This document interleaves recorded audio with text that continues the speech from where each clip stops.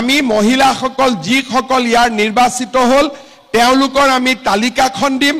তালিকাখন দিয়াৰ পিছত আপোনালোকক আমি 3 দিনৰ ট্ৰেইনিং দিম আঁচনিখন আমি এতিয়াকৈ আৰম্ভ কৰিম 28ৰ পৰা 29 লাখ মাতৃক আমি এই আঁচনিখনৰ সুবিধা দিব পাৰিম বাইদেউসকলে মোক প্ৰায়ে সুধি থাকে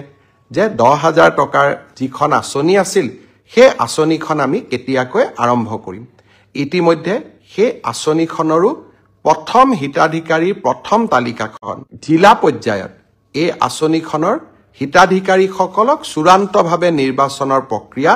আমি ফেব্ৰুৱাৰী মাহত আৰম্ভ কৰিম ইতিমধ্যে 32 লাখ আই মাতৃক এই আঁচনিখনৰ বাবে আমি প্ৰাৰম্ভিকভাৱে নিৰ্বাচিত কৰিছো আৰু জিলা সমিতিসমূহে এই আঁচনিখনৰ চূড়ান্ত ৰূপ দিব